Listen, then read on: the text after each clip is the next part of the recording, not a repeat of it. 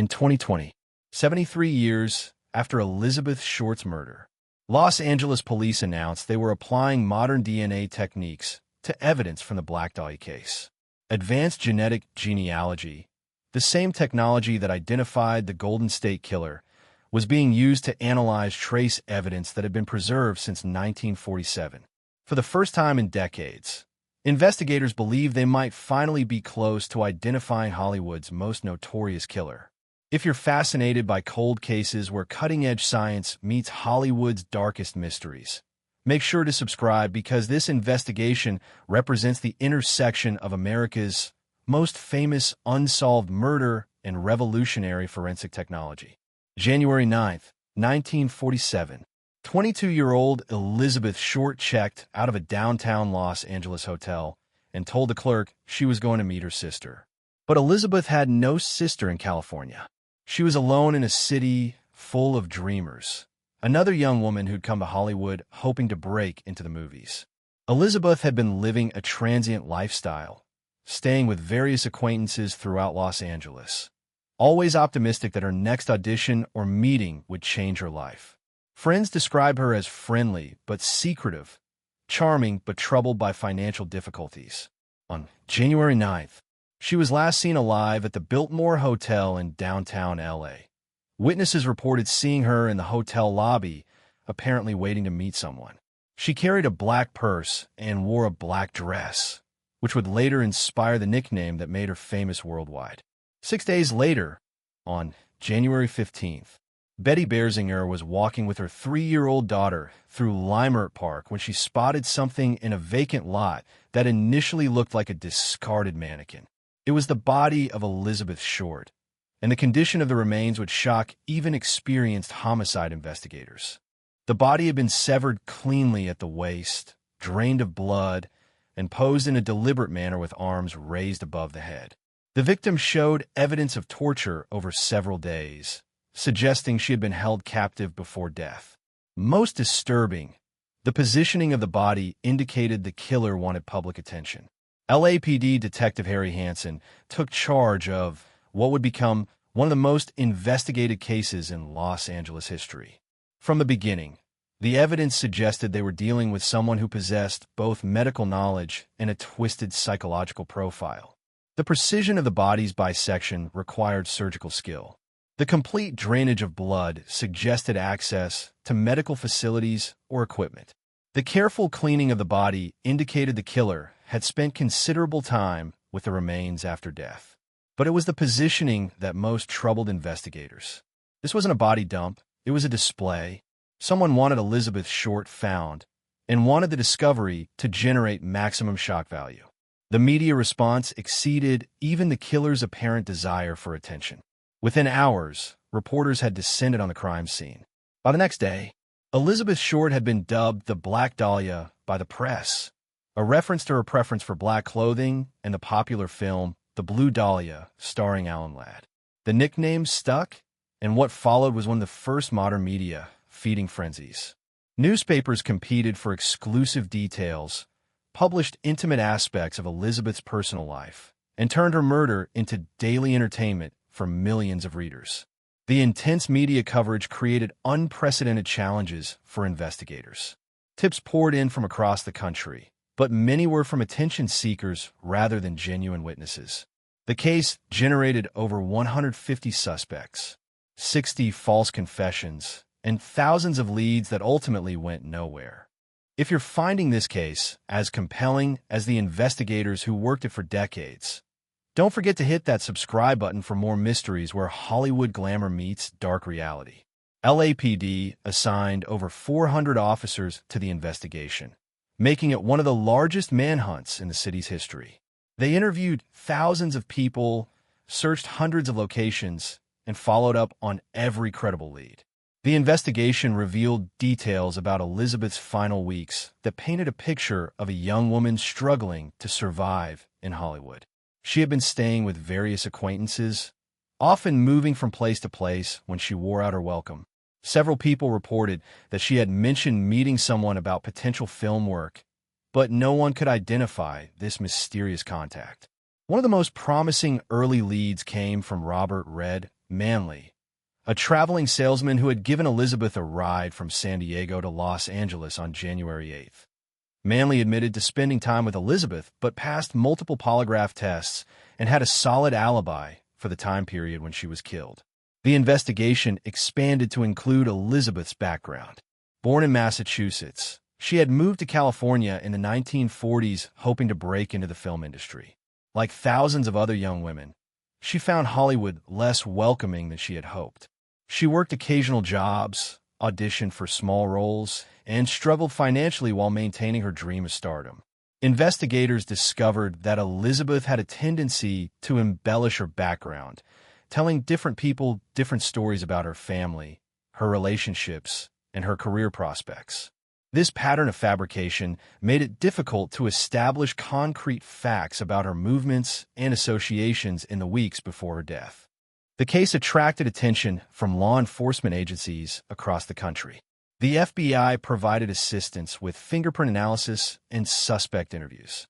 Police departments in other states checked their own unsolved cases for similar crimes that might indicate a serial killer was responsible. One particularly intriguing aspect was a series of letters allegedly sent by the killer to newspapers and police. The correspondence included details that hadn't been released to the public, suggesting the writer had genuine knowledge of the crime. However, handwriting analysis was inconclusive, and investigators could never definitively prove the letters were authentic. The investigation produced several strong suspects over the years. Dr. George Hill Hodel, a prominent Los Angeles physician, became a person of interest after his own son, retired LAPD Detective Steve Hodel, published evidence suggesting his father might have been responsible. The younger Hodel pointed to his father's medical knowledge, his access to a medical facility where the body could have been prepared, and recordings of conversations that seemed incriminating. Another significant suspect was Walter Bailey, a surgeon who lived near the location where Elizabeth's body was found. Bailey had the medical knowledge to perform the precise bisection, and his behavior had become increasingly erratic in the months before the murder. However, he died in 1948, making further investigation impossible.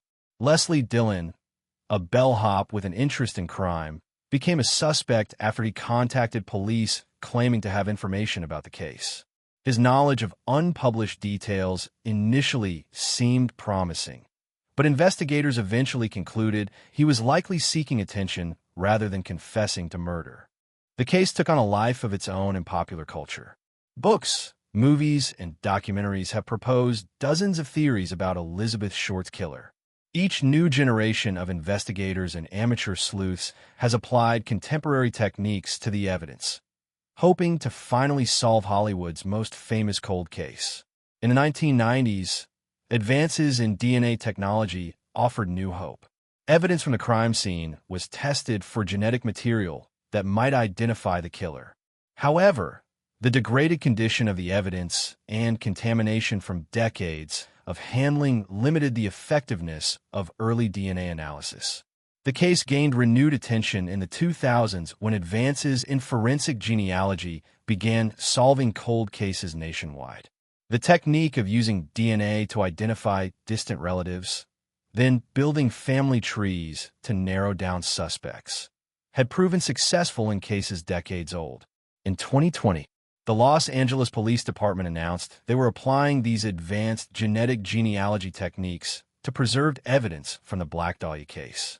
Using the same methods that had identified the Golden State Killer in 2018, investigators hope to finally develop viable suspects after more than 7 decades. The genetic genealogy process involves extracting DNA from crime scene evidence, uploading the profile to genealogy databases, and identifying potential family matches. Investigators then build family trees going back several generations to identify individuals who might have been in Los Angeles in 1947. The technique had already solved numerous cold cases, including murders from the 1970s and 1980s that had seemed hopeless. The success rate for cases from the 1940s was lower due to DNA degradation, but advances in extraction and analysis techniques continued to improve the odds. However, The 2020 announcement came with important caveats. The DNA evidence from 1947 was extremely limited and degraded. Contamination from decades of handling by investigators, reporters, and others had compromised much of the physical evidence. The genetic genealogy approach would require extraordinary luck to produce viable results. Additionally, the killer would likely be deceased by 2020, meaning identification would provide closure rather than prosecution. But for investigators, historians, and the public, finally knowing who killed Elizabeth Short would answer one of America's most enduring mysteries. The genetic genealogy investigation remained ongoing as of 2023, with results not yet announced. The LAPD Robbery Homicide Division continues to review evidence and follow up on credible leads, though the case officially remains unsolved. Modern analysis has also provided new insights into the crime itself. Advances in forensic pathology have refined understanding of the torture methods used and the likely sequence of events. Behavioral analysis has created more sophisticated profiles of the type of person who might have committed such a crime. The Black Dahlia case has had lasting impact on both law enforcement and popular culture. It demonstrated the challenges created when media attention interferes with criminal investigations. The intense press coverage may have hindered the original investigation by encouraging false confessions and misleading tips. The case also highlighted the vulnerability of young women seeking careers in Hollywood. Elizabeth Short's story became symbolic of dreams destroyed by urban predators, and her murder contributed to growing awareness of violence against women in entertainment industries. Today, Elizabeth Short rests in Oakland's Mountain View Cemetery, her grave often visited by people fascinated by her story. The headstone reads, "Simply Daughter Elizabeth Short," with her birth and death dates, a modest memorial for someone whose murder became one of America's most famous unsolved cases.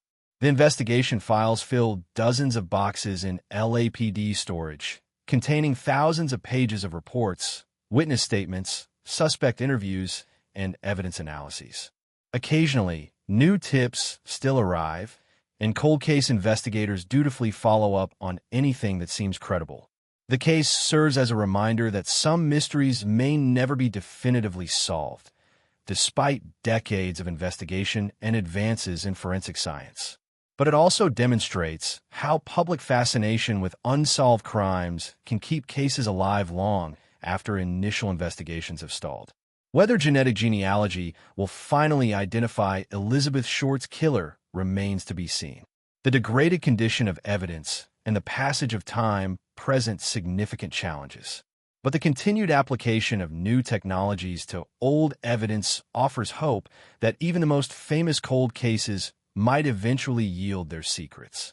If you're captivated by cases where modern science meets historical mysteries, make sure you're subscribed for more investigations where cutting-edge technology is applied to decades-old evidence. The Black Dahlia case proves that some questions echo across generations, challenging each new cohort of investigators to apply their skills and technology to age-old mysteries. Elizabeth Short may have died in 1947, but her case remains very much alive in the ongoing quest for justice and truth.